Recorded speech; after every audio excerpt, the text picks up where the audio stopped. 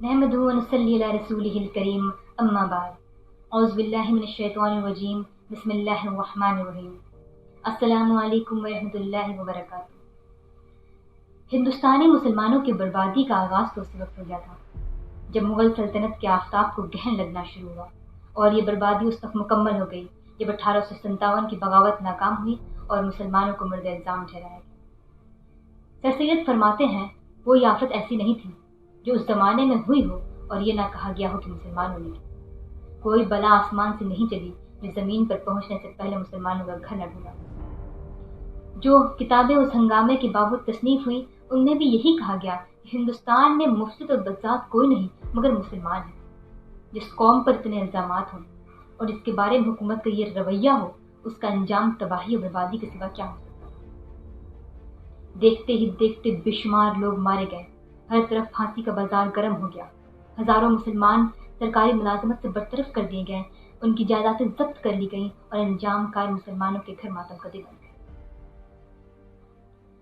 اس وقت ایک دردمند دل رکھنے والے سر سید احمد خان بہت نزدیک سے مسلمانوں پر ٹوٹ پڑنے والی قیامت کو دیکھ رہے تھے۔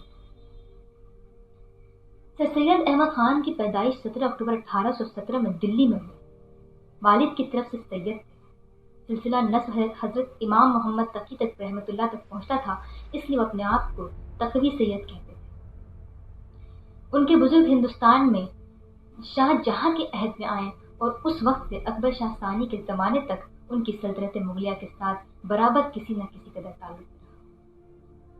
میری خوش نصیبی ہے کہ مجھے سر سید احمد خان جیسے اعلیٰ شخصیت کے بارے میں گفتگو کرنے کی سعادت حاصل ہوئی، جس نے ہندوستان میں چھوٹی سی شمع روشن کی اور آج اللہ کے فضل و کرم سے پوری دنیا میں یہاں سے علم حاصل کر کے انسانیت کی خدمت اور ہندوستان کی نمائندگی کر رہے ہیں۔ سر سید کہتے تھے، وہ دن ضرور آئے گا جب ہندوستانی خود اپنی تقدیر کے مالک ہوں گے اور اپنے لیے آپ قانون بنائیں گے، لیکن وہ دن دور ہے۔ ضروری ہے اپنے نوجوانوں کو جدید تعلیم سے آراستہ کرنا۔ اور سر سید کی رائے درست تھی۔ ہندوستانی مسلمان تعلیم یافتہ ہونے کے بعد جوش و خروش کے ساتھ تحریک آزادی میں شریک ہوئے، اور وہ مرد مجاہد جس نے اس ملک کی سرزمین پر پہلی بار مکمل آزادی کا مطالبہ کیا، وہ اسی گاہ یعنی محمدن کالج کے فرزند حضرت موہانی تھے۔ جن اہل قلم کی سر سید نے تربیت کی تھی، وہ آگے چل کر نوجوان نثر نگاروں کی رہنمائی کی اور اردو نثر کا کارواں تیزی سے چلنے۔ حالی، شبلی، محسن الملک، وقار الملک قریب رہ کر فیض اٹھائے۔ مولوی عنایت اللہ، مولوی عبدالحق، مولوی وحید الدین سلیم نے سر سید کے قدموں پر بیٹھ کر نثر لکھنی سیکھی۔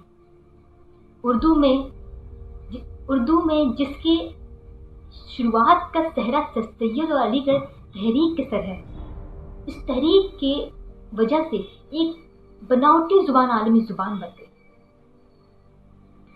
غرض یہ کہ ہماری زندگی کا کوئی شعبہ ایسا نہیں جو سر سید کے احسانوں سے گرابار نہ ہو۔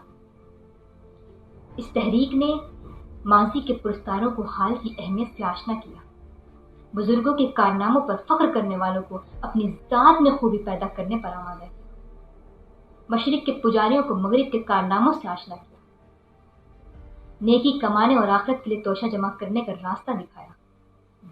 اس عظیم الشان تحریک نے سوتوں کو جگایا، مردوں میں جان ڈالی۔